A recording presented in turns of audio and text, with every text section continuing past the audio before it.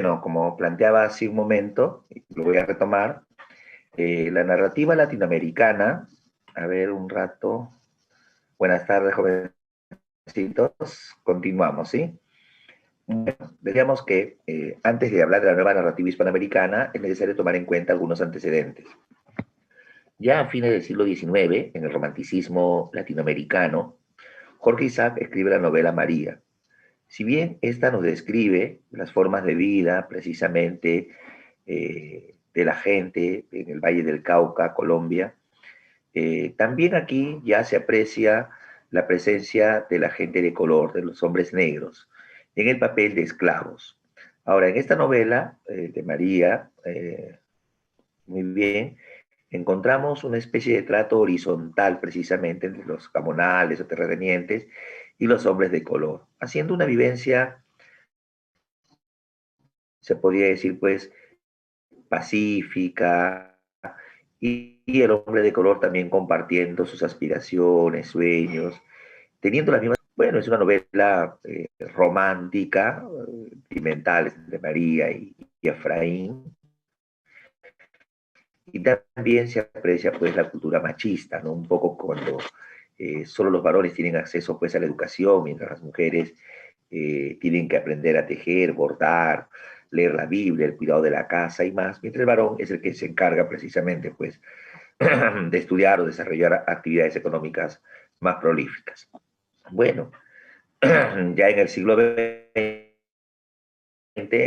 Rubén Darío, a través de la obra azul, nos brinda un conocimiento de la cultura grecolatina y también algunos elementos de carácter aristocrático en los cuentos que forman parte precisamente de la obra azul. El rey burgués, el sátiro sordo, son algunas referencias importantes. En pleno siglo XX, bueno, tomamos como referencia este año por la publicación de la obra Raza de Bronce de Alcides Arguedas, que inicia el regionalismo en Latinoamérica. Y es bueno mencionar precisamente este antecedente, ¿no?, del regionalismo. ¿Qué es el regionalismo en sí? Es una corriente de la novela y cuento hispanoamericano del siglo XX, en la cual el elemento central es el hombre y la naturaleza. Bueno, cuando uno habla del hombre americano, dependiendo del lugar donde éste se encuentre, habla del gaucho, si nace en Argentina, del llanero, Venezuela, del indígena, Perú, Ecuador, bien, y la naturaleza, ¿no? La pampa, Argentina, el llano venezolano, el americano, escribimos realismo latinoamericano, pero con un peculiar escenario, que es precisamente, ya, ¿me escuchan bien?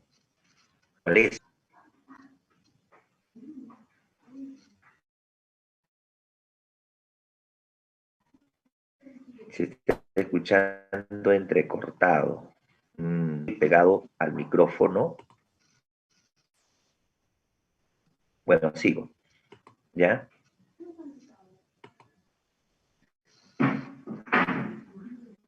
Hay pequeños problemas, me parece, en el internet desde hace rato. Vamos a tratar de continuar. Bien, como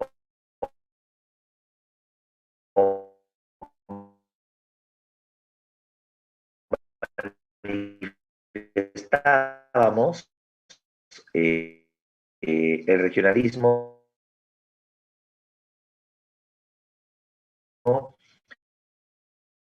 en Latinoamérica pudo ser muy bien llamado el latinoamericano. Se caracteriza porque precisamente, mientras el realismo europeo tiene como escenario las zonas citadinas, podríamos decir, la ciudad, en Latinoamérica el escenario es el ámbito rural, el campo. Y es allí precisamente donde los van a describir, ¿no?, el latifundismo económico, el ascenso de las clases proletarias, la industrialización y la marginalidad de grandes sectores humanos postergados constituyen la base ideológica de los pueblos que luchan por su afirmación en el mundo contemporáneo. Nos permite entender que la literatura asume nuevos roles, ¿no? Encontrada de 1910, la Revolución Rusa de 1900, el Oncenio de Leguía en 1919. Entonces no estábamos en una época pues de tranquilidad socioeconómica, sino todo por el contrario, nos encontrábamos en una época compleja donde había pues una serie de luchas internas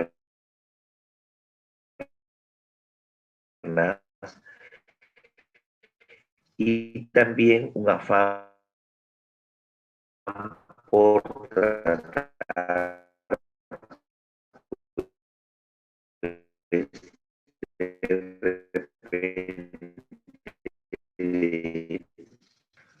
bien, voy a terminar esta diapositiva. Si voy a entrar con la cámara apagada, voy a ver.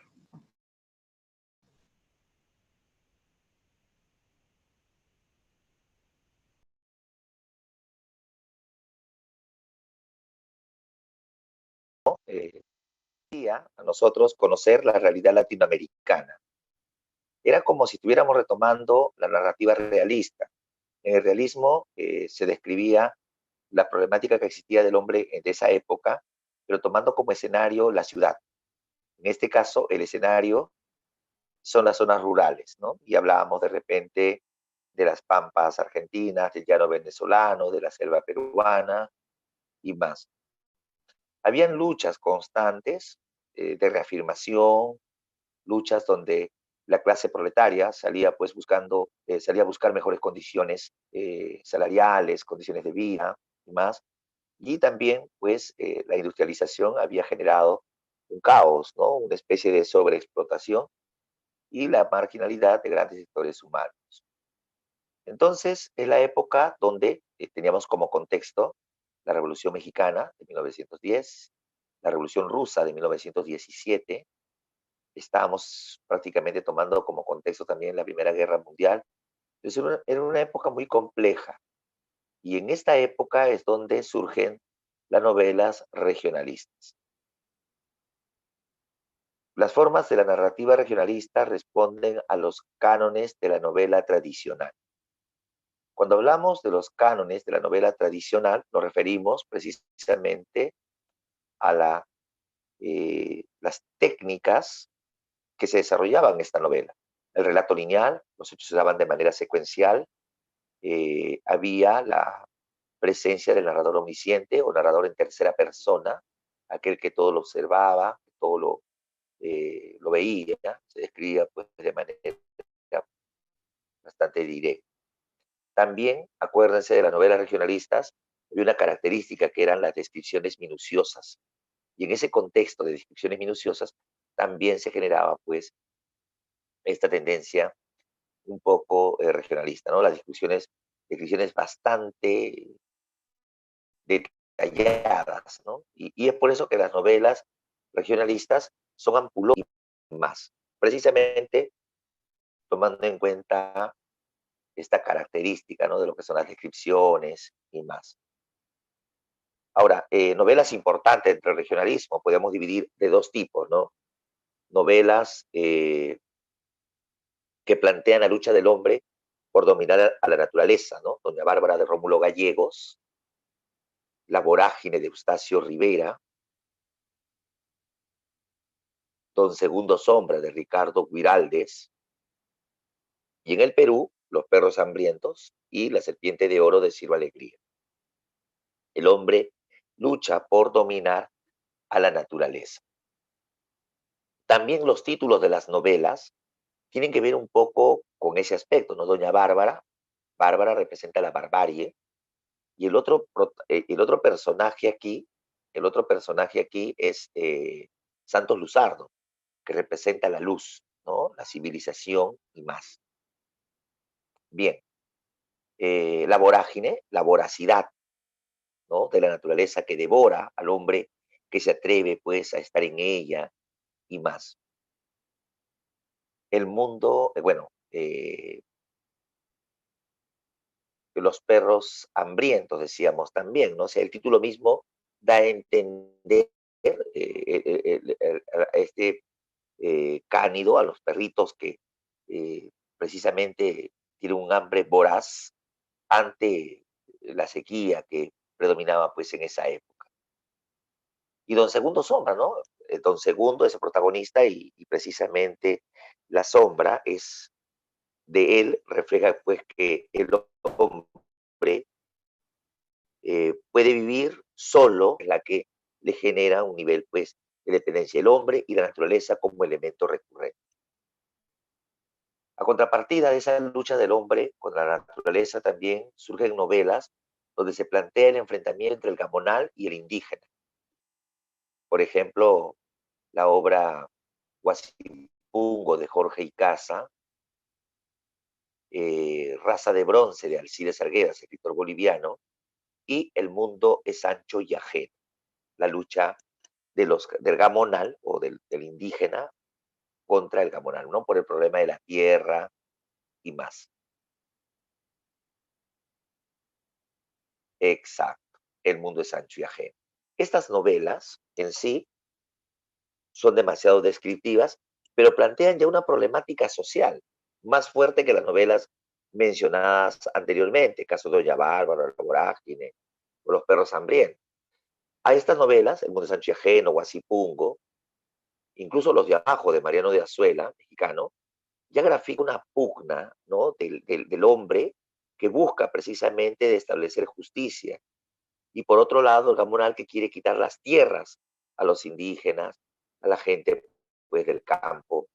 Y todo esto se grafica de manera directa. Ya, en primer caso, la novela Sombra y Naturaleza, el hombre lucha por dominar a la naturaleza.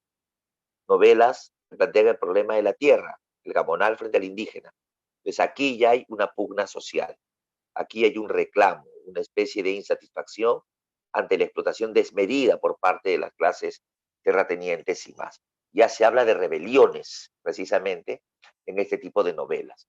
Hay que recordar que en el mundo de Sancho y Ajeno se revela el pueblo primero de Rumi, luego denominado pues por ya Benito Castro, ¿no? En Yanañahui. Entonces ya hay la palabra rebeldía como una constante ante el clima de opresión. Bueno, tomando en cuenta estos antecedentes, vamos viendo algunos objetivos para la clase del día de hoy. Definir la nueva narrativa hispanoamericana a partir de las características principales. Bueno, definir esta nueva narrativa a partir de las características que se aprecian en las obras. Definir el significado de lo real maravilloso a partir de la obra de Alejo Carpentier. ¿Qué entendemos por lo real maravilloso? ¿No? Se dice que es la sorpresa ante un hecho inusitado. Imagínense un ama de casa eh, que meta sus manos a una sartén de aceite hirviendo ahí y lo mete nada más, se lave las manos con el aceite caliente y luego de repente se engrase un poco pues el cabello. Sorprendente, ¿no? Se supone que en una sartén de aceite hirviendo metes el dedo y ya te perjudicas, te dañas, gritas, ¿no? Imagínate eso. Entonces, es algo sorpresivo. Lo real maravilloso es lo sorprendente, lo exagerado, ¿no? Y cómo se aprecia esto en Latinoamérica.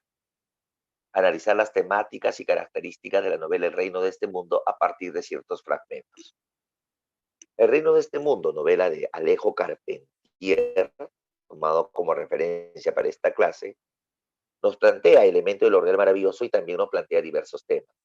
Por ejemplo, la esclavitud, las luchas para la liberación, contra la explotación también, y así de diversas maneras.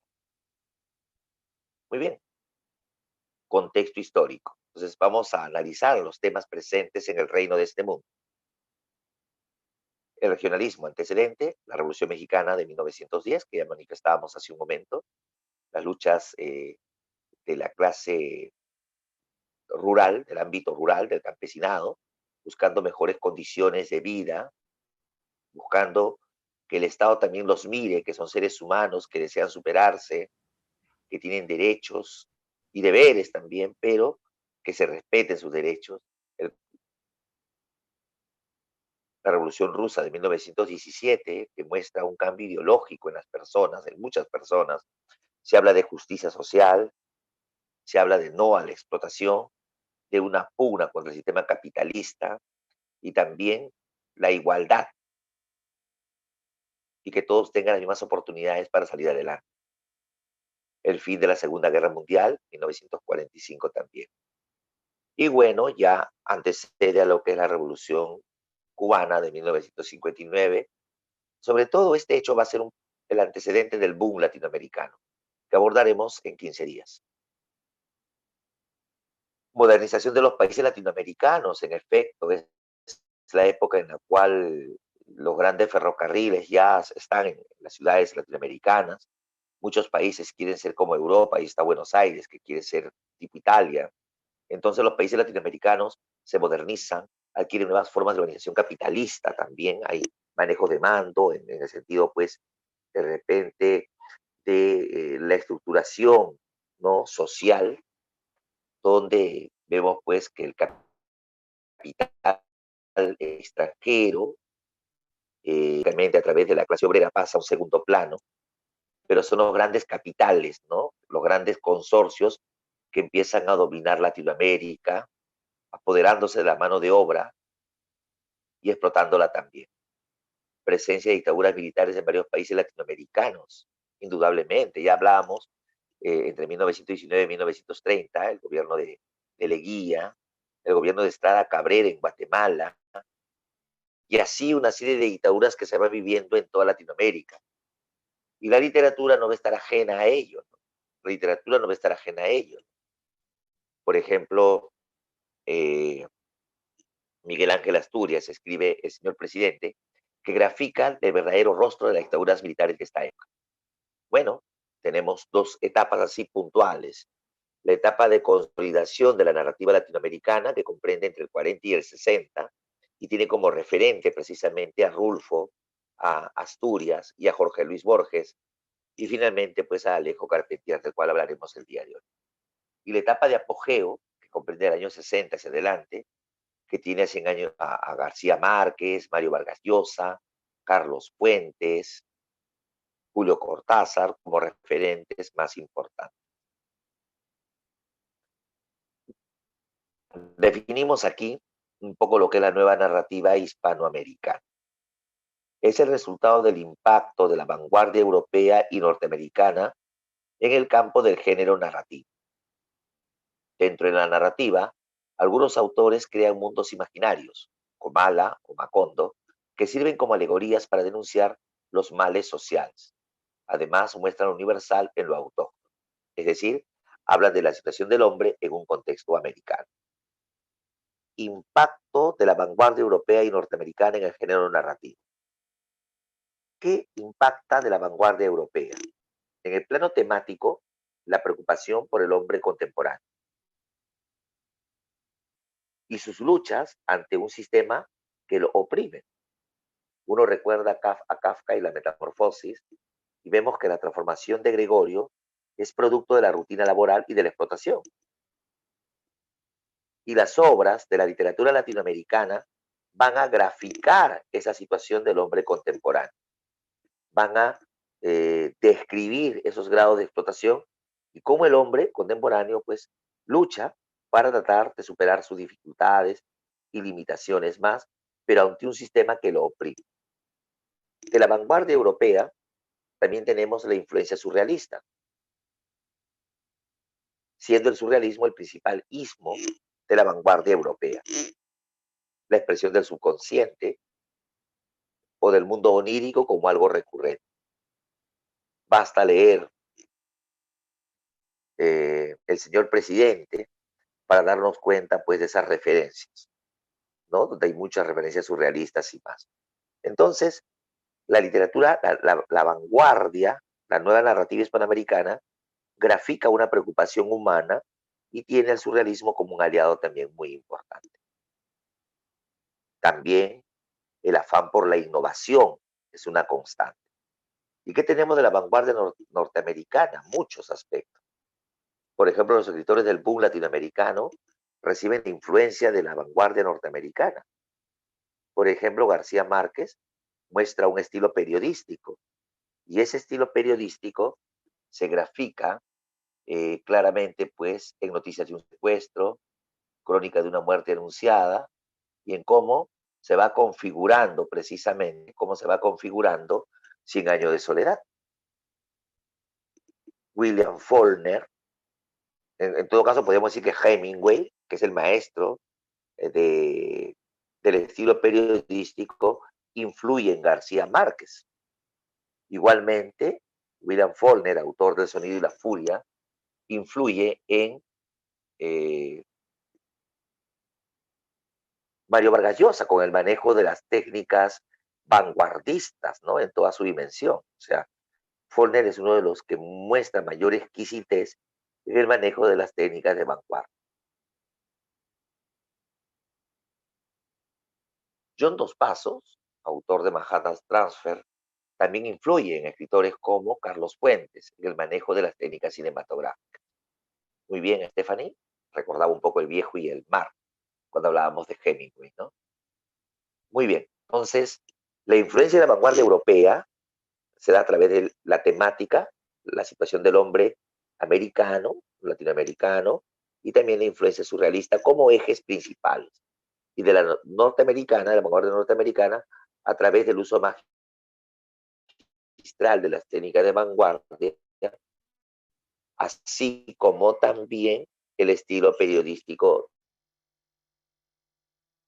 En Pedro Páramo, el pueblo imaginario es Comala, mientras que en Cien años de soledad es Macondo, ¿no? Pueblos imaginarios. Ya no tenemos como base un elemento real, objetivo, sino un mundo pues creado con otras características. Y también aquí se refiere a los autóctonos cuando usted dice, ¿no? Hablan de la situación del hombre en un contexto americano. Conoceremos al gaucho, correcto, conoceremos al charro mexicano, conoceremos al indígena peruano y así sus referencias. Es la idea fundamentalmente pues que grafica en esta nueva narrativa, ¿no? Revalorar al hombre ancestral. Características. Influencia europea. Se supera el narrador omnisciente. Es decir, ya no solo se va a relatar en tercera persona, sino vamos a encontrar narradores en primera, segunda y tercera persona. En algún momento encontraremos al autor que empieza a escribir en primera persona, contando como si fuera su propia vida.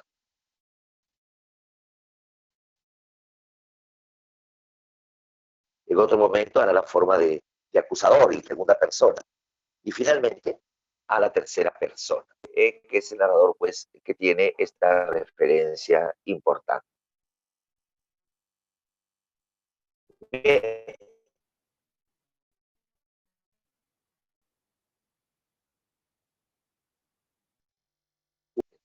Muchos autores vamos a encontrar, sobre todo en el mundo latinoamericano, ¿no? En el caso de Vargas Llosa, y a través de muchos de sus personajes en La ciudad y los perros, hay negociación, que vamos a hablar el día de hoy, no es tan recurrente. En algunos casos sí, ¿no? Que van a hacer esta referencia al monólogo interior. Narrador objetivo y subjetivo,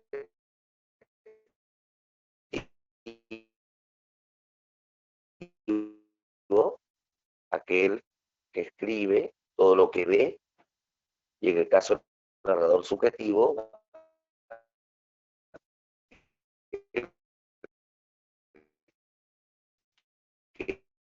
positiva, y nos quedamos.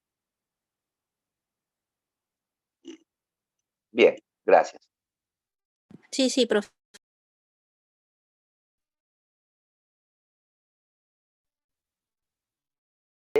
Caminando por las calles de Armas de Lima, en oscura, llamémosle 11, 12 de la noche, y en ese periodo, y en ese periodo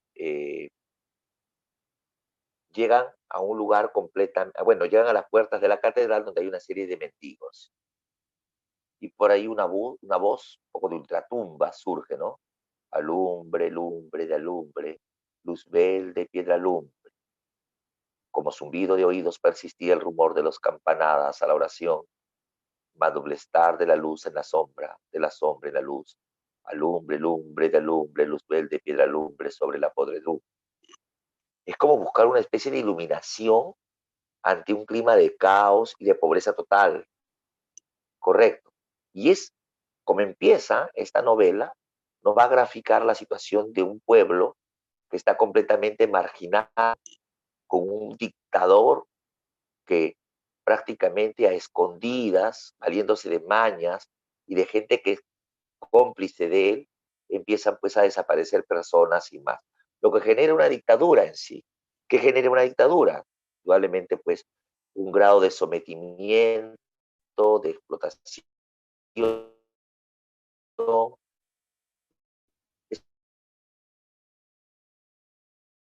Es una novela americana entre 20 y 1960. Y toma como referencia precisamente al presidente Estrada Cabrera, que fue un dictador guatemalteco. Bien, entonces, es una novela muy importante, señor presidente. Hay que recordar algo más.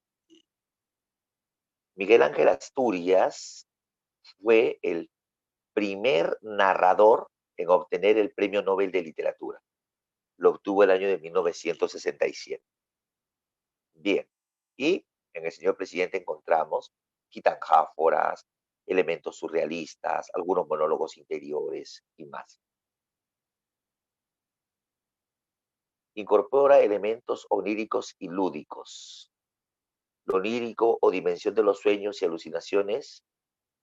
A ver, en el señor presidente hay un personaje, ya el Pelele, que es testigo de un hecho, pues de un asesinato y más. Y entonces, para que este deje de ser testigo, lo matan. Y al momento de matarlo, de darle un disparo, uno de los agentes, que es amigo del agente, Genaro Rodas, observa el rostro del Pelele. Cuando Genaro Rodas, personaje, quiere dormir, está en su cama, está tratando de dormir, la imagen del Pelele está en su mente. Trata de dormir y ya durmiendo, el ojo del Pelele, o sea, imagínense el rostro de una persona, el ojo de esa persona se sale de su órbita, ¡plum!, como una especie de pelotita, ¿ya? De tenis, vamos a suponer, y esa pelotita empieza a perseguir a Genaro Rodas. Genaro Rodas dice, no, no, no, y la pelotita que era de tenis se transforma en una pelota de básquet, y luego una pelota de Kiko, y así, como una inmensa bola de nieve, lo persigue, lo persigue, lo persigue. Elemento onírico, ¿no? Imagínate que el ojo de tu sobrino se salga de su órbita y te empieza a perseguir a ti hasta adquirir un ojazo, ¿no? Un terrible tamaño. Entonces, eso está. Lírico, dimensión de los sueños y alucinaciones. Lo lúdico, el juego, ¿no? El cómo se va manejando el narrador también en este aspecto. Muy bien. Que también es algo puntual, ¿no? Tú llegas un momento a la obra Pedro Páramo de Rulfo, donde tú no sabes si lo que te están hablando son personajes reales, ¿no? O simplemente fantasmagóricos. Al final termina la novela entendiendo que todos los personajes son seres fantasmagóricos, fantásticos, nada más, ¿no? Y ahí está. Lo fantástico también lo vamos a encontrar en Jorge Luis Borges, tema que abordaremos desde esta semana, bueno, hasta la siguiente, cuando hablemos pues de repente de las ruinas circulares, el sur, cuentos pues de Jorge Luis Borges. Y un tema que ya ustedes lo han visto también, en la metamorfosis, el absurdo de la existencia humana, ¿no? O sea, saber que por más que trabajes siempre vas a tener deudas, no te va a alcanzar lo que ganas, pero aún así persistes en ello. Es una constante. El absurdo de la existencia humana también va a ser una constante. Ahí está Borges y la obra, pues, El túnel de Ernesto Sábato, como referencia también importante. Bien, ahí está.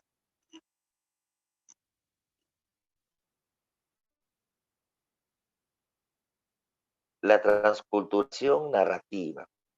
Un- una característica que lo veíamos en la literatura de la conquista también, bueno, lo vamos a ver un poquito más adelante, pero ¿qué supone esto de la transculturación narrativa?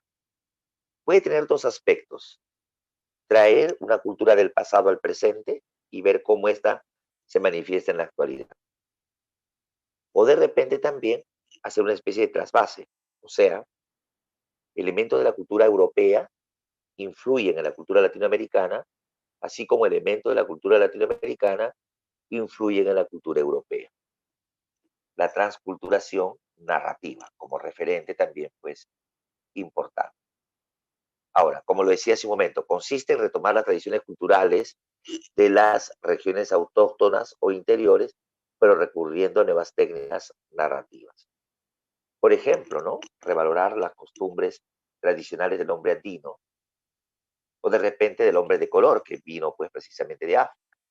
Retomar esas culturas, esas costumbres, tiene que ver con esta característica. Un libro base para entender esto de la transculturación narrativa son Las leyendas de Guatemala, como también Hombres de Maíz de Miguel Ángel Asturias. Libros que muestran una riqueza cultural de precisamente pues Occidente, como también de la cultura latinoamericana. Muy bien, entonces esa es la base. Leyendas de Guatemala. Miren un ejemplito más, los ojos abiertos, ¿no? Los ojos de los enterrados, una leyenda pequeña. Se dice que cuando la gente, justicia social, muy recto,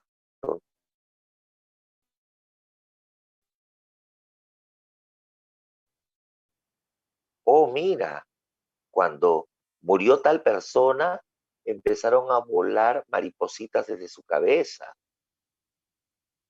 Situaciones insólitas, eh, propias de los hombres, de la cultura ancestral.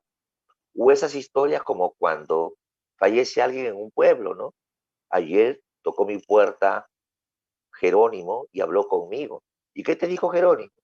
Que ya era tarde para arrepentirse y que mañana se iba pues de viaje a su pueblo. ¿Eso te dijo Jerónimo? Sí, y compartió conmigo una taza de té. ¿Seguro? Sí. ¿Y por qué me preguntas tanto? Que Jerónimo murió ayer. ¿Escuchaste?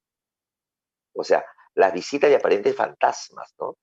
Que a veces se cuentan en las historias y más. Y la cultura latinoamericana es muy rica en ese aspecto.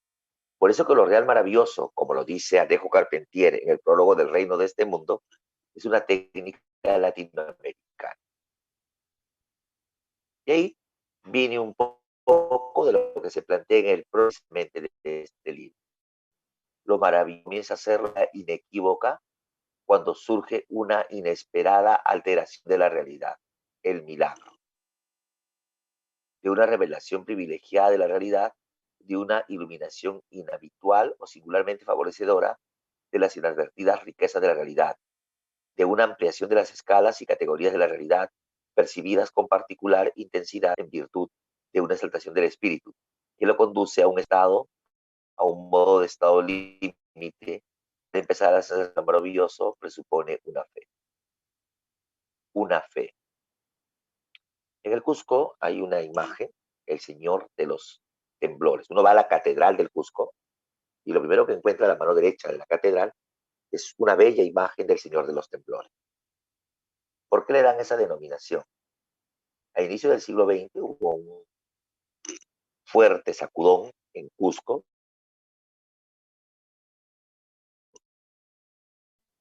y dicen que se cayó de todo dentro de la iglesia, pero lo que no se la imagen de... A partir de ahí, los cusqueños, en meses entre septiembre, octubre y noviembre, empezaron a exaltar la figura de esta imagen.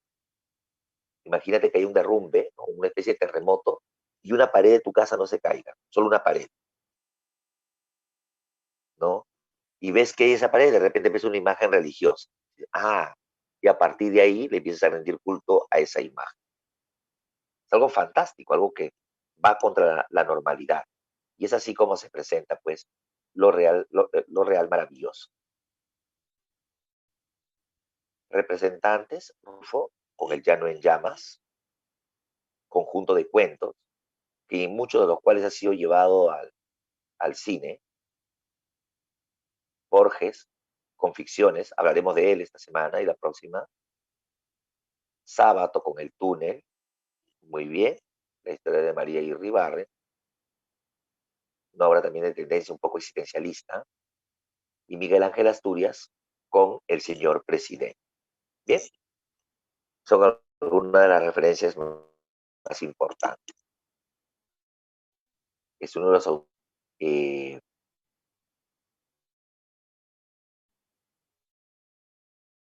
de poca más y de gran trascendencia en Latinoamérica. Fue uno de los más grandes narradores de la narrativa latinoamericana.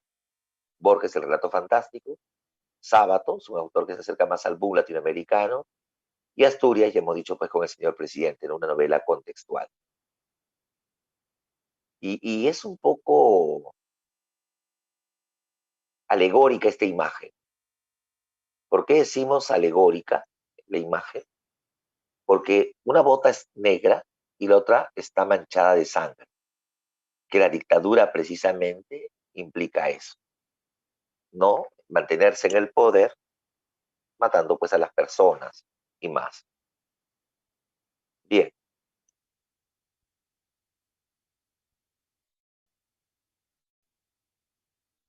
Características de Carpentier. Diplomático e investigador. Carpentier es el que teoriza sobre lo real maravilloso.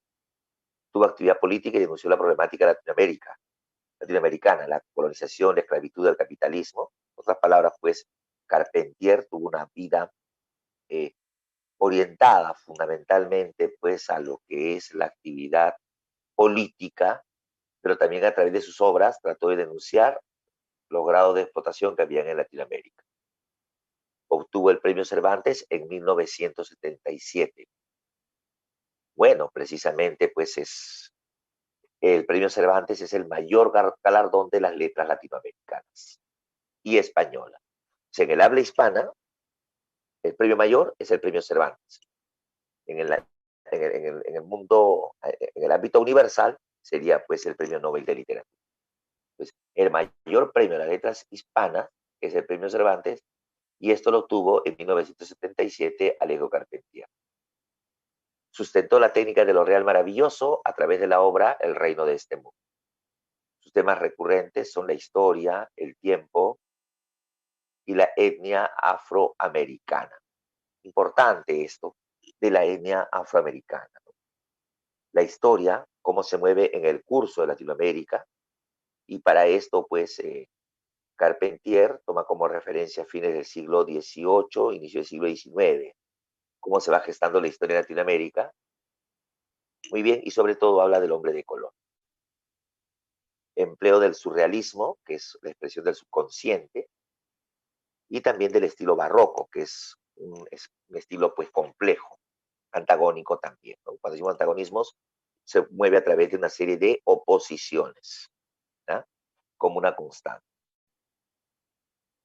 Mitos prehispánicos, es una característica, si va a tomar como referencia lo que es lo real maravilloso, la cultura, las leyendas de carácter prehispánico van a estar presentes, pues, precisamente en su obra, ¿no? Conocen mucho de esos aspectos. Carpentier define sus obras, como lo hizo en vida, el mestizaje y la identidad americana. Claro, es un cultor, un defensor de lo americano, y en ese contexto también el mestizaje y la identidad americana serán recurrentes. La unidad universal de la cultura, todas las culturas, la europea, la americana, la africana, estuvieron al principio y se desarrollaron paralelamente. Miren, o sea, la unidad universal de la cultura, ¿no? Tanto la europea como la americana y la africana, o sea, hace una referencia. Mucho se habla de lo europeo y de lo americano, pero lo africano siempre se deja de lado. Pero ahora, Carpentier, ¿no? Gracias a sus estudios y preocupación, también logra juntar precisamente estas tres culturas y cómo fueron desarrollándose paralelamente, ¿no? Inicio hasta el final. Y esto lo vamos a ver cuando comentemos precisamente el resto.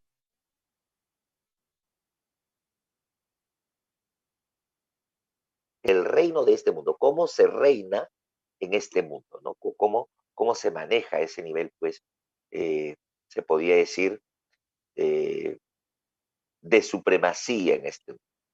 ¿Qué reina en Latinoamérica, por ejemplo, ahorita? ¿No? El sistema capitalista, el sistema de los poderosos, pero también encontramos en este mundo que la gente de a pie suele luchar con el objetivo de lograr objetivos inmediatos. Por ahí alguien decía, ¿no? Mientras algunos tienen un sueldo mensual, yo trabajo en el día a día, voy gestándome una buena economía. En el día a día, escuchen la expresión, ¿no? Que es, de cierta forma, lo que configura a la realidad peruana, donde un gran porcentaje de dólares se pues frente al ámbito informal. Es en el reino de este mundo donde uno tiene que tratar de salir adelante.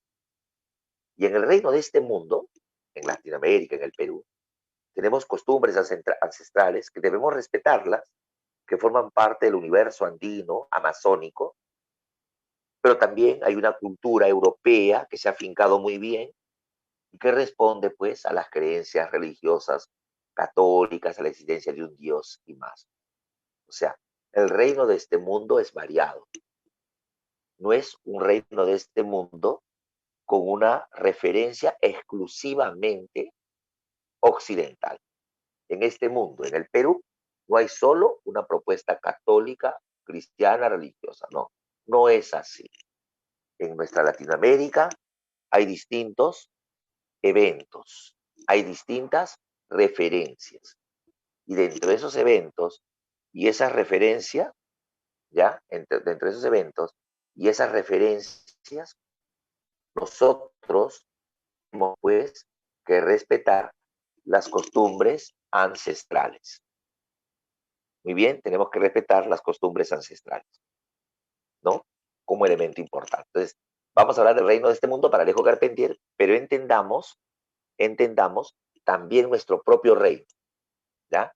En todas sus referencias.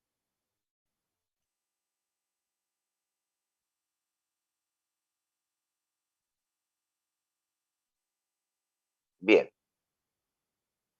mezclando la historia y ficción, el reino de este mundo narra la transición de Haití de la esclavitud a la emancipación y de la colonia a la república. Tres momentos, ¿no? O sea, liberarse precisamente de la esclavitud a través de la emancipación, de las luchas libertarias, y luego de esas luchas libertarias, ¿no? Eh, pasar de la colonia a la república.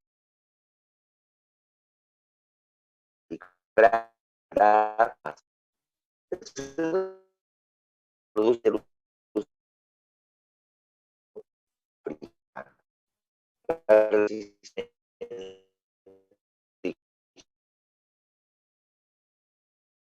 formas de manifestarse, distintos dioses con otras posturas, con otras vivencias, donde se fusiona lo mágico y lo cultural, y la cultura blanca, impositiva, llamémoslo pues la cultura oficial, correcto. Y hay una contradicción entre estos dos.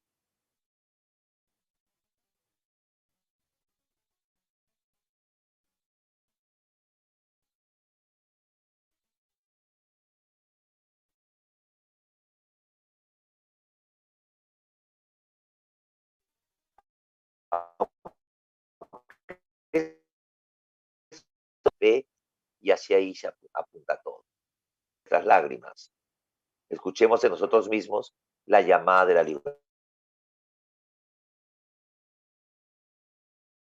que forma este mundo, nos grafica lo que manifestábamos hace un momento. El Dios de los blancos ordena el crimen. Nuestros dioses, miren, un solo Dios estático para los blancos y varios dioses para los negros. Nuestros dioses nos piden venganza. Ellos conducirán nuestros brazos y nos darán la asistencia. Rompan la imagen del Dios de los blancos. Rompan la imagen del Dios de los blancos. que tiene sed de nuestras lágrimas, de nuestro esfuerzo, de nuestras luchas. Escuchemos de nosotros mismos la llamada de la libertad.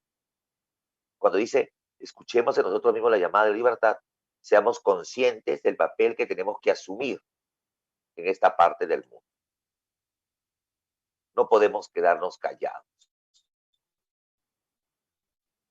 Personaje personaje referencial, esclavo fugitivo, mentor espiritual de Tinoel.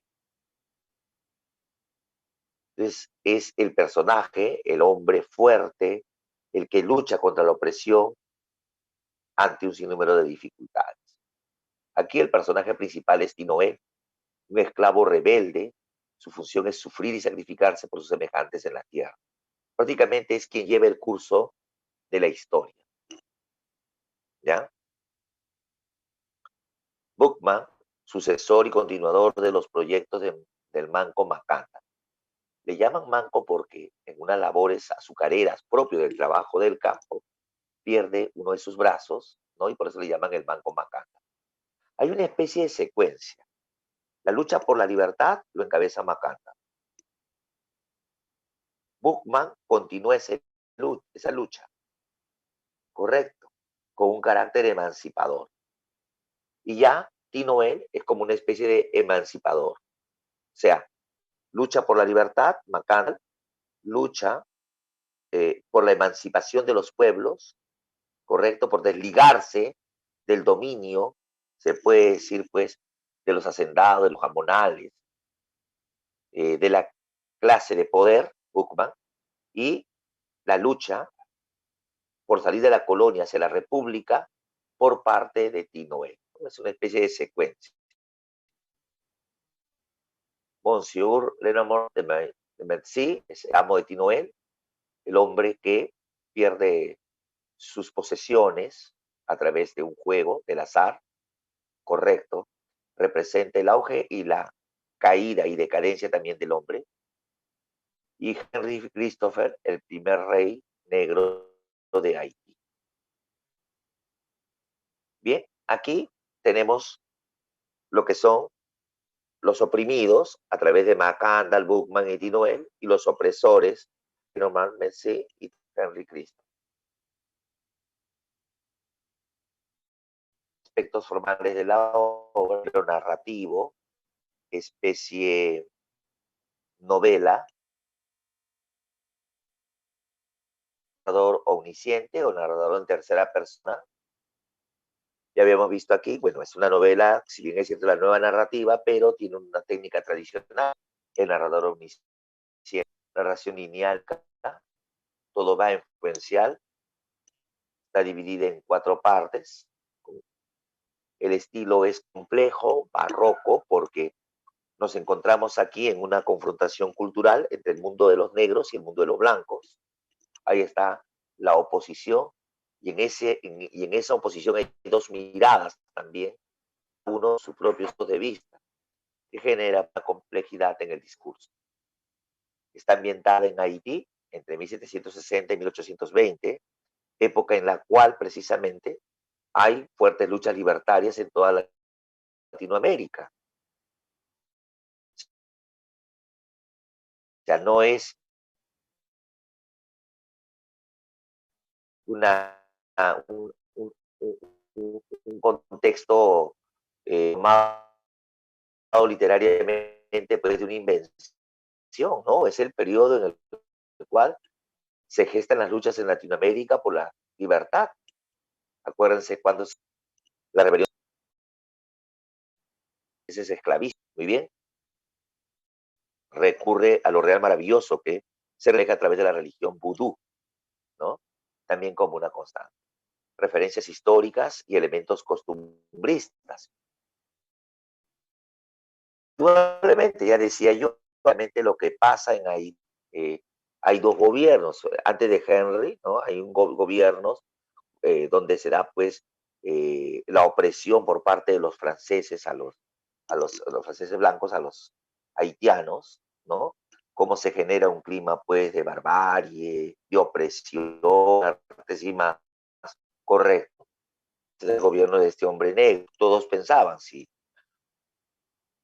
un hombre de mi color está tomando el poder, quiere decir que me va a defender, va a luchar por mí, pero esto no se da de manera pues recurrente. Todo lo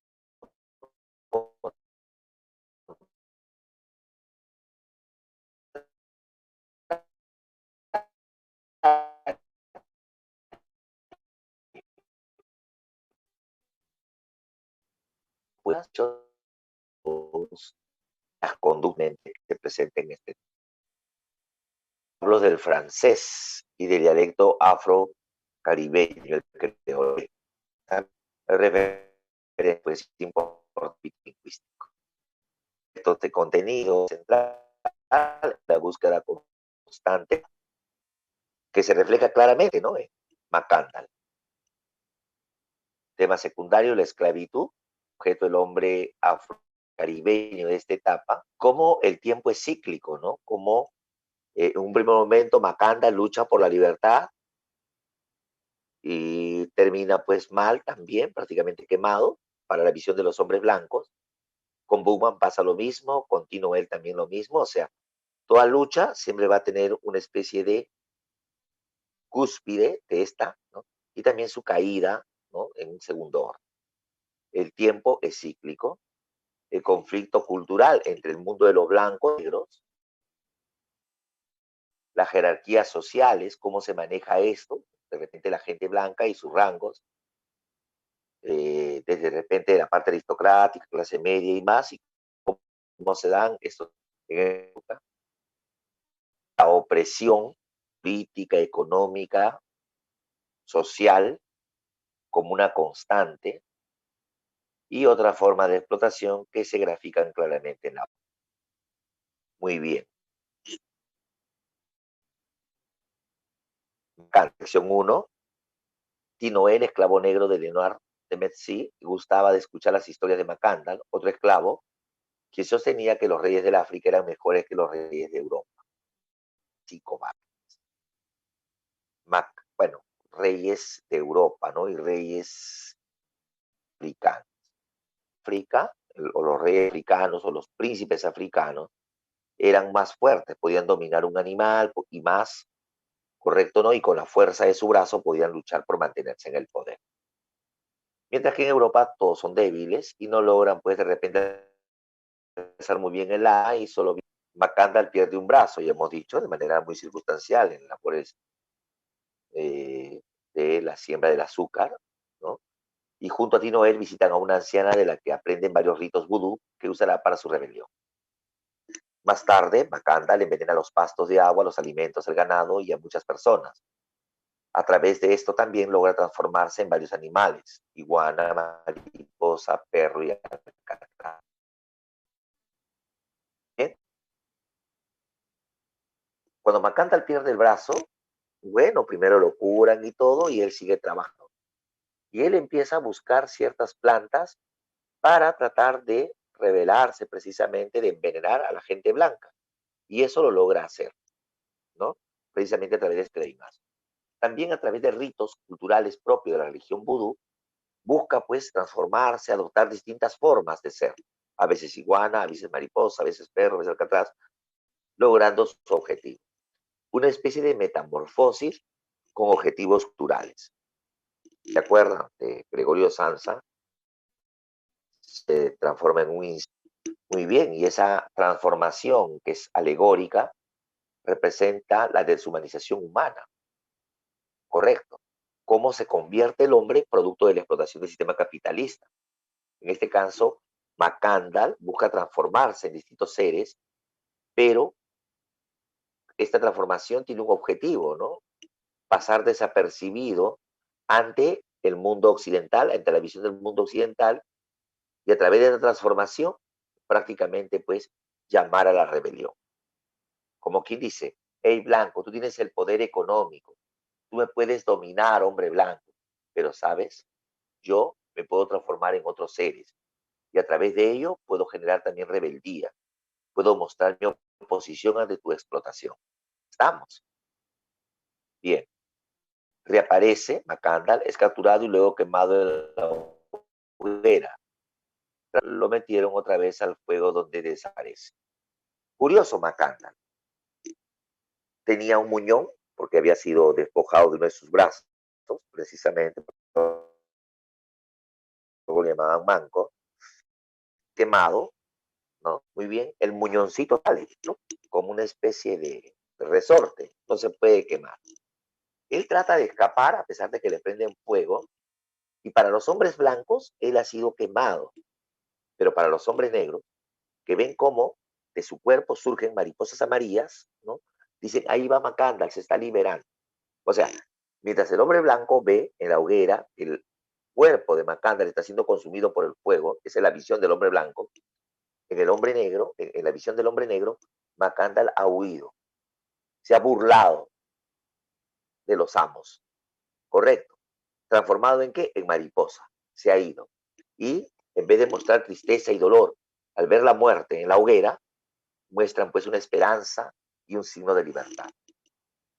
Bien, está Bookman, según la imagen, ¿no? Muy bien. ¿Y qué representa Bookman?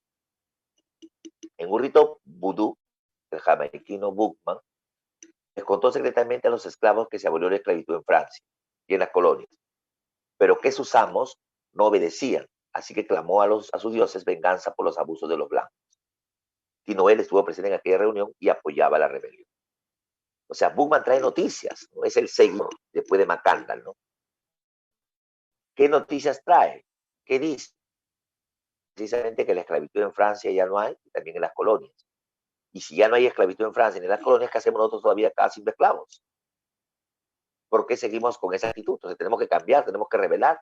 Ya en otros lugares hay libertad y aquí no. Pero que sus amos no obedecían, así que clamó a su Dios de venganza por los abusos de los blancos. Muy bien, eso es lo que reclama Book. El amo Leonard de Metzi halla a su casa a sus perros quemados y a su mujer asesinada. Sin embargo, llega un mensajero y le informa que Bookman ha sido derrotado y decapitado. A pesar de todo, Messi evita que Tino él y dos esclavos más corran la misma suerte, ya que los Habana a un buen precio. Salva Leonardo de ellos. Correcto, si esto pasó con Bookman, entonces peor va a pasar con Tino él y mi resto de mis esclavos, ¿no? Mejor me los llevo, mejor los salvo. ¿Para qué? Para venderlos, para tener algo de dinero. O sea, no es tanto una preocupación humana, sino una preocupación económica de Messi. Henry Christopher. Cuando llega al poder, bueno, ya en gran parte de Haití se habían liberado, ¿no?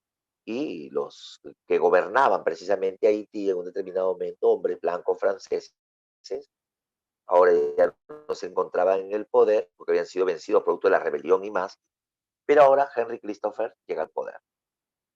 Si un hombre negro llega al poder, los hombres negros, los esclavos dicen, caramba, un representante nuestro está en el poder, ahora vienen buenas cosas para nosotros. Pero no es así. Henry Christopher quiere mandar a construir su propio palacio. Henry Christopher quiere tener una vida más adecuada, se podía decir, ¿correcto o no? Muy bien. Y ejerce una política de dominio y de imposición más fuerte incluso que el propio hombre blanco. Y es por ello que muchos hombres de color se rebelan también ante él. Henry Christopher presentía algo raro en el ambiente. Sale a inspeccionar el palacio y escucha que los músicos tocan un ritmo negro y entiende que todos lo han traicionado. Los sirvientes huyen y dejan solo al monarca. Observa que están quemando la ciudadela, Sanssouci, y el palacio, La Ferrière, que habían construido. Va a su cuarto, se viste con sus mejores galas, se dispara un tiro en la sien. Pero no le quedaba otra ante la situación, pues, de libertad por parte del hombre de color y todo lo que él había generado a través de la opresión.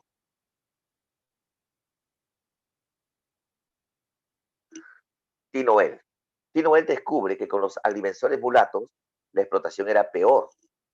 Descubre que con los agrimensores mulatos, o sea, aquellos que tenían el dominio, pero que eran pues mulatos, ¿no? Y con ellos, en vez de que haya una disminución, ya no, los blancos los explotaban. Pero un agrimensor mulato entre blanco y negro no lo podía explotar, pues, pero peor, o sea, y no había libertad, solo cambio de amos. O sea, en vez de que tengan gente de color que los esté apoyando a ellos y más, no, todo lo contrario ahora, hay una mayor explotación. Frente a ello decidió convertirse en diferentes animales, a veces ave, a veces garañón, a veces avispa u hormiga, y luego quiso ser ganso, pero no fue aceptado por su cobardía. Se dio cuenta de que también en el reino animal había jerarquías. Tino él comprende entonces que hasta en el reino de los cielos hay jerarquías, que el hombre tiene que buscar su grandeza y cumplir tareas solo en el reino de este mundo. Así transformado en humano, declaró la guerra a todos los amos de este mundo. También que vino de se llevó Noé, arrastrando árboles. Desde aquel día nadie supo nada de Noé, arrastrando también árboles. Fíjate lo siguiente. Primero, Tinoel es esclavo de Leonardo de Vinci. Pierde Leonardo de Vinci en juego de las cartas, pierde sus bienes y más, y logra salvar a sus esclavos, dentro de ellos a Tinoel, y los vende en La Habana. En La Habana con un nuevo amo, bien, Tinoel logra guardar algo de dinero, de lo que trabaja y más, y producto de ese dinero logra comprar su libertad. Regresa a Haití, nuevamente a la casa de Leonardo de Vinci, que está completamente arruinada, pero regresa con la intención de ver si realmente es cierto lo que la gente dice. ¿Qué decía la gente? Que Christopher Henry era uno de los más terribles dictadores que había pasado pues, en Haití, siendo hombre de color. Y entonces Tinoel asume el rol de luchar nuevamente por la libertad del hombre de color, o por la colonización de este hombre de color. Análisis, la lucha por la libertad. La libertad individual y colectiva como naturaleza esencial del hombre y la necesidad de luchar por alcanzarla y preservarla. La libertad individual y colectiva como naturaleza esencial de la necesidad de luchar por alcanzar la libertad. No solo supone vencer al hombre blanco, sino que se trata de luchar y alcanzar esa libertad por todos los medios. Lo que resultaba sorprendente ahora era que el lento mugido de esa concha respondían otros en los montes y en las selvas, y otros rastreantes más hacia el mar, hacia las arquerías, como si todas las porcelanas de la costa, todos los lambis indios, todos los abrojines que servían para sujetar las puertas, todos los caracoles que yacían solitarios y petrificados en el tope de los moles, se hubieran puesto a cantar en coro. Era lo nuevo, correcto, era la libertad. Miren, era como si todas las porcelanas de la costa, todos los lambíes, todos los abrojines que servían para sujetar las puertas, todos los caracoles que yacían en el cantar en coro. O sea, es una rebelión no solo del hombre negro, sino de toda la esencia del hombre negro. ¿No? Es como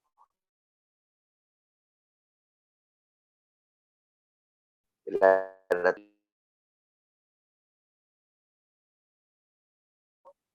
en Arpentear resalta la simbología de diversos personajes.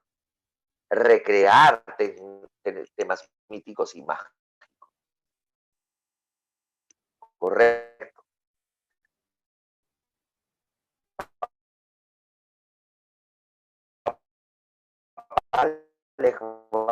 Es el protector del mundo espiritual y el mediador entre el hombre y los espíritus. De metamorfosis en metamorfosis, de cambio en cambio. El manco estaba en todas partes, habiendo recobrado su integridad corpórea al vestir trajes de animales. Miren, todos sabían que Ligurna, el desconocido, el Alcatraz y Mimir no eran sino simples disfraces.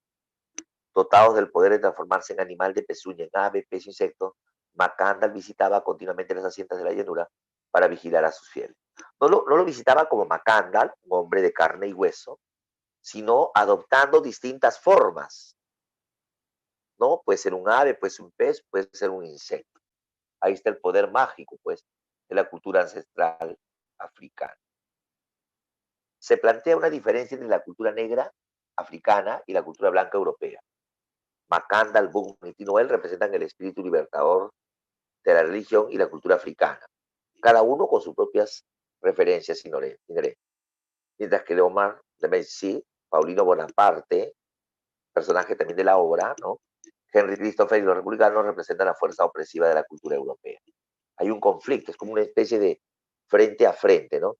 McCandless, Bookman y Tinoel representan a los hombres esclavos que luchan por la libertad, y por otro lado la opresión está a través de Martin Messi, Henry, Paulina Bonaparte, ¿no? Que se dice pues que es familiar de Napoleón. Muy bien, ahí está, la resistencia cultural a través de los republicanos mulatos. En Francia, en España, en cambio, el rey no pasaba de engendrar un príncipe debilucho, incapaz de acabar con un venado sin ayuda de sus monteros. O sea, en Europa, el rey no pasaba de engendrar a un príncipe debilucho, o sea, incapaz de asumir un enfrentamiento mayor. Y ahí viene la contrapartida.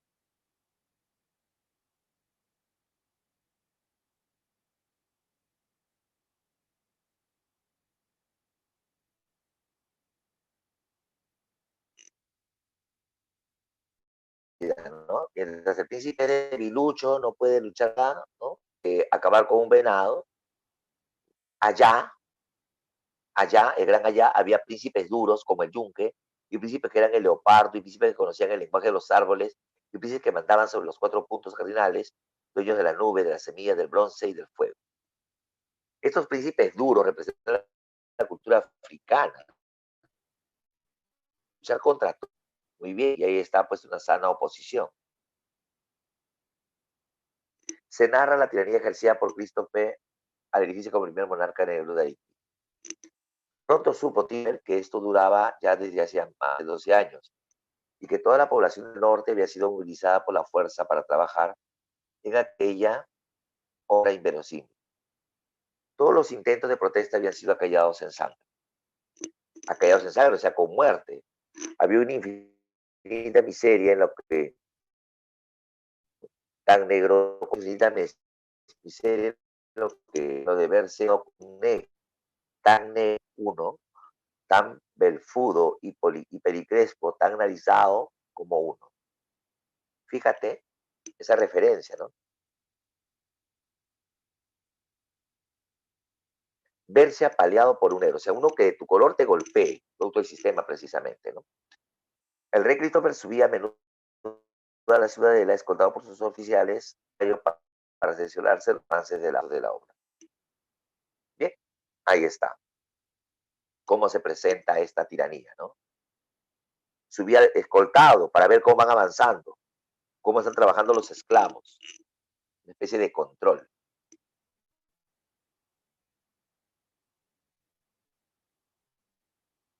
Lo barroco americano, la naturaleza, que a veces siempre es que se contradice, ¿no? O sea, encontramos elementos contrarios, a veces el sol, a veces la lluvia. Muy bien, el barroco, en cambio, se manifiesta donde hay transformación, mutación e innovación. América, continente de simbiosis, de mutaciones, de vibraciones, de mestizajes, fue barroca desde siempre, ¿no? Una serie de oposiciones están constantes en América. ¿Y por qué es América Latina la tierra de elección del barroco? Porque toda la simbiosis o cambio, todo mestizaje engendra un barroquismo. El barroquismo americano se crece con la criollidad, con el sentido criollo, con la conciencia que cobre el hombre americano, sea hijo de blanco y venido de Europa, sea hijo de negro africano, sea hijo de indio nacido en el continente. Prácticamente acá hay todo un mestizaje cultural, una búsqueda constante a través de las oposiciones. Muy bien, ahí está. Lo real maravilloso. Una de las claves para entender lo real maravilloso es cuando su suceso aparece no responder a las normas que indica la lógica. Los espectadores lo presencian y asimilan con toda calma, sin sorprenderse, como si lo vieran a diario y esta cotidianidad lo hiciera algo que no provoca el más mínimo escándalo.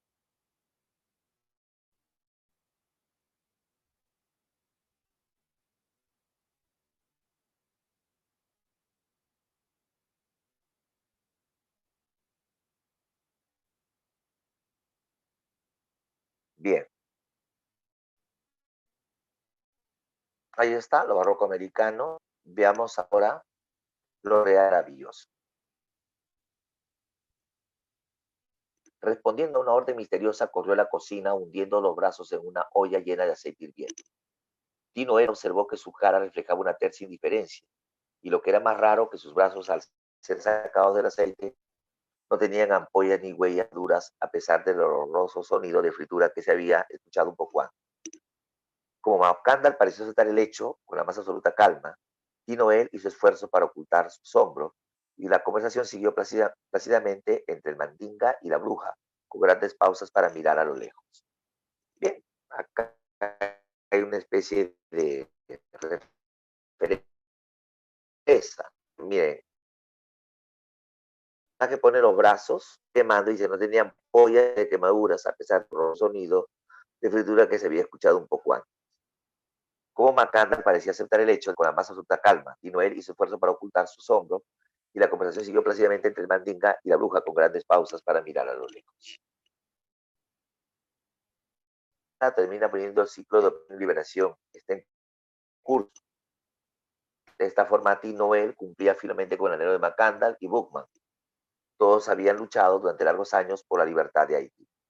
Pero la grandeza del hombre, fragmento de la obra, está precisamente en querer mejorar lo que es imponerse tareas. En el reino de los cielos no hay grandeza que conquistar, puesto que ya todo es jerarquía establecida, incógnita despejada, existir sin término, imposibilidad de sacrificio y reposo y deleite. O sea, hay una serie de oposiciones que se dan. En el reino de los cielos no hay grandeza que conquistar. En el reino de los blancos, puesto que ya todo es jerarquía establecida. En el incógnita despejada, existir sin término, imposibilidad de sacrificio, reposo y deleite. Por ello, agobiado de penas y de tareas, hermoso dentro del misterio, capaz de amar en medio de las plagas, el hombre solo puede hallar su grandeza, su máxima medida en el reino de este. Para lograr todo científico general. Todos que la iguana, el perro de Scalini, no eran muy bien, simples disfraces, dotados del poder de transformarse en animal de pezuña y en ave peso, más continente la cinta de lleno para vigilar a sus fieles y saber si todavía confiaban en su regreso. De metamorfosis partes, había cobrado el traje de animales. A partir del fragmento citado de la novela El reino de este mundo, ¿qué característica de la narrativa se evidencia? Mitifica personajes esclavistas, a ver, vemos claves aquí. La C de Cachimbo. Claro, ¿no? Esto de el Alcatraz inverosímil.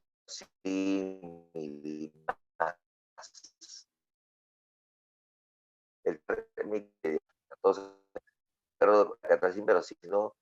Simple disfraces dotados del poder de transformarse en un animal, ¿no? Muy bien. ¿Qué características se evidencia? Lo mítico referido al ocultismo proveniente de África. Bien.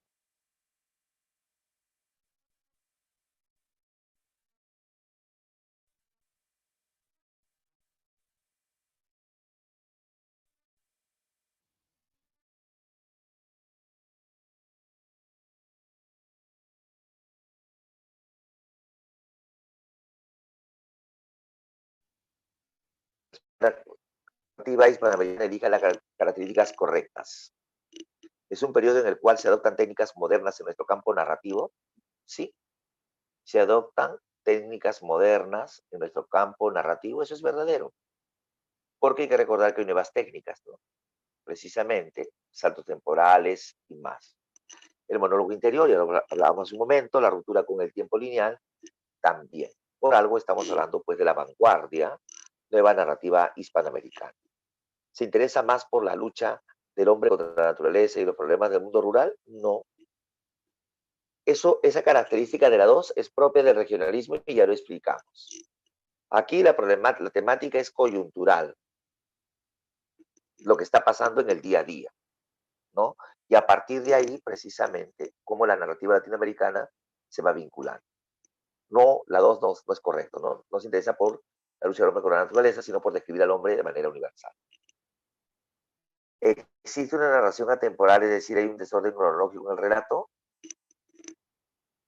Bueno, en Pedro Páramo se retrata la historia alternada del tiempo pasado o presente, juega con los tiempos en esta novela precisamente Rulfo.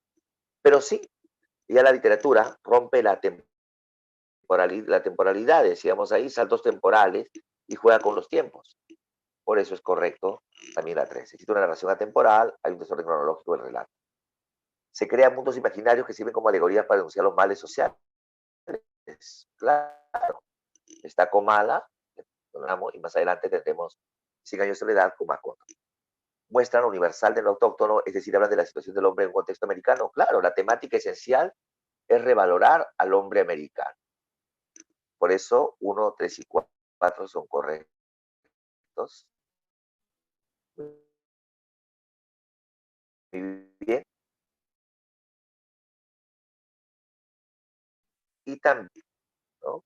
Se crean mundos imaginarios que sirven como alegorías para denunciar los males sociales también. Claro, ¿no? Mundos imaginarios, habíamos dicho yo, ¿no? Comala, Macondo y más. Entonces sería 1, 3, 4 y 5. Clave ahí.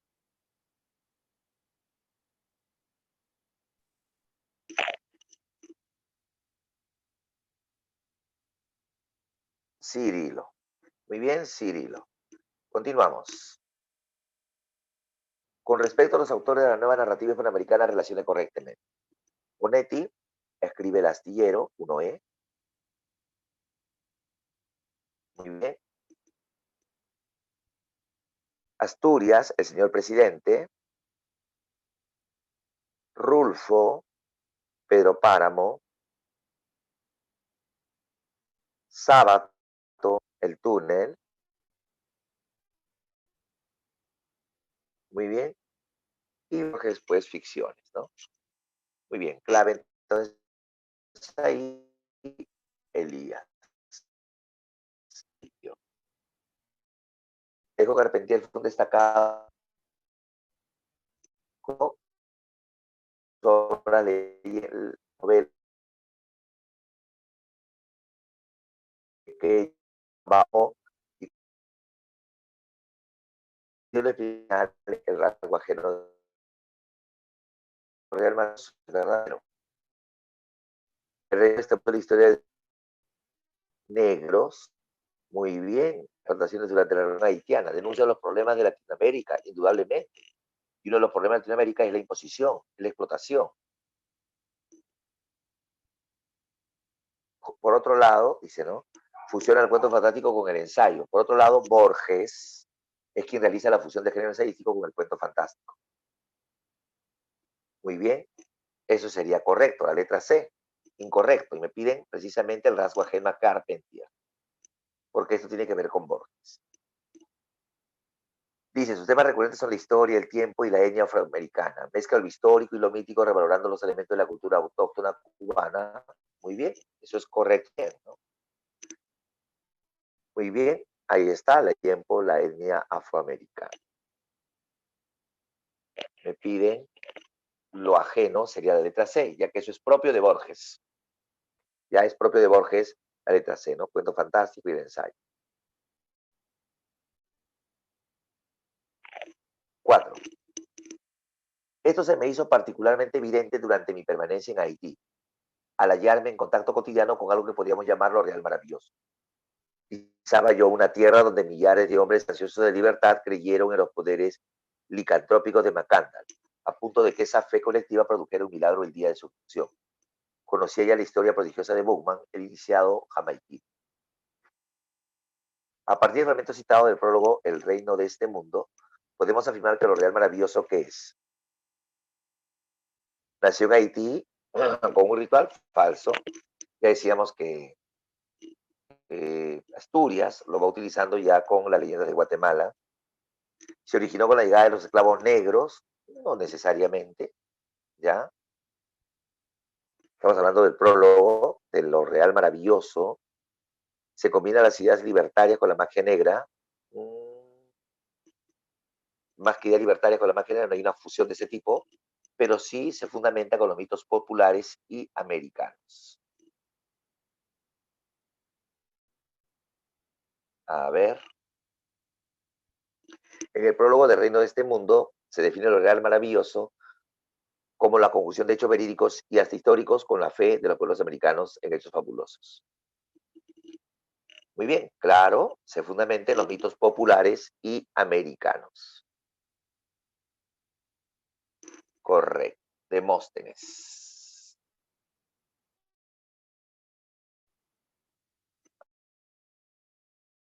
Ahí se habla de lo real maravilloso de América. Estaba ya adosado al poste de las torturas. El verdugo había agarrado un rescoldo con las tenazas, repitiendo un gesto estudiado. La víspera frente al espejo, el gobernador desvainó su espada de corte y dio orden de que se cumpliera la sentencia. El fuego subir hacia el manco. Su llamándole viene del fuego, muy bien las piernas, que no había podido a combinatorio, que no por menguado era menos terrible, aullando conjuros desconocidos y echando violentamente el torso hacia adelante, sus ataduras cayeron y el cuerpo del negro espigó en el aire, volando por sobre las cabezas antes de hundirse en las ondas negras de la masa de esclavos. Es cuando se produce la quema de Macán. Para los hombres blancos, prácticamente, Macandal muere. Correcto, no es consumido por el fuego. Mientras que para los hombres negros, Macandal se libera. El cuerpo del negro espigó en el aire volando por sobre las cabezas antes de hundirse en las ondas negras de la masa de esclavos. Macandal vive, Macandal vive, ¿no? O sea, hay dos realidades ahí. Entonces, a ver, inicio de la revolución de los esclavos a un hecho extraordinario. ¿Podemos decir esto?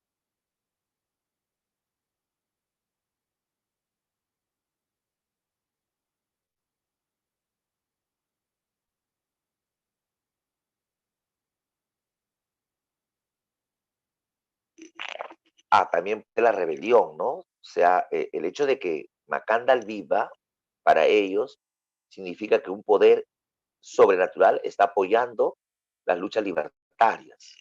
¿Correcto? Muy bien. Ahora, Macandal, en el texto dice, podemos afirmar que Macandal buscó salvarse de la hoguera gracias a su conocimiento de magia. Claro, también esto, ¿no? También esto es importante. Esos movimientos que hace, quien dice yo me voy a liberar, voy a salir de esto, me voy a transformar en tal. Acuérdense que Macandal tomaba distintas formas, ¿no? Iguana, mariposa y más. Cirilo, la respuesta.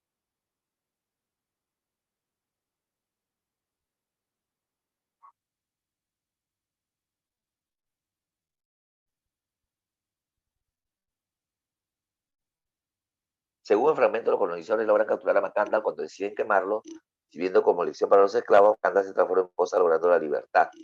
La transformación solo la ven los esclavos y los iniciados de la religión vudú. Los amos no se dan cuenta de esa transformación. Dos puntos de vista, convirtió en narrativa. Macandal es el ídolo de los esclavos en la obra, simboliza la libertad y la magia afroamericana. Muy bien. Entonces aquí buscó salvarse de la hoguera gracias a sus conocimientos de magia. Clave Siri. Por eso se movía, emocionaba el cuerpo y más. 6. Samuel había gastado su herencia a pesar de haber la última miseria dejando la herencia recibida. Era un cuerpo de carne transcurrida y comprendía ahora que el hombre nunca sabe para quién padece y espera. Padece y espera y trabaja para gente que nunca conocerá y que a su vez padecerán y esperarán y trabajarán para otros que tampoco serán felices, pues el hombre ansía siempre una felicidad situada más allá de la porción que les otorgaba. Pero la grandeza del hombre está precisamente en querer mejorar lo que es, en imponerse tareas. En el reino de los cielos no hay grandeza para conquistar, puesto que allá todo es jerarquía establecida. Hablo del reino de los cielos, de los blancos, incógnita incógnita despejada, exercicio interno, imposibilidad de sacrificio, reposo y deleite. Por ello, agobiado de penas y de tareas, hermoso dentro de su miseria, capaz de amar en medio de las paz, el hombre solo puede hallar su grandeza, su máxima medida en el reino de este mundo. Entonces, en el reino de los cielos ya todo está dicho. Esa se logra en el de la parte final del noveno, Leo Carpenter, ¿no? Que tiene comprendió qué cosa. La manera como alcanzar la inmortalidad, ¿no? La felicidad está allí en el reino de los cielos. Hay que ver que hay una oposición ahí, es el reino de este mundo. El sentido de la vida como un cíclico, así como Macanda luchó, también lucha claramente, pues la historia se repetirá en otro. Es decir, habrá más Nobel, pero que lo más importante es intentar cambiar su destino, estableciéndose tareas sin perder la fe y la libertad.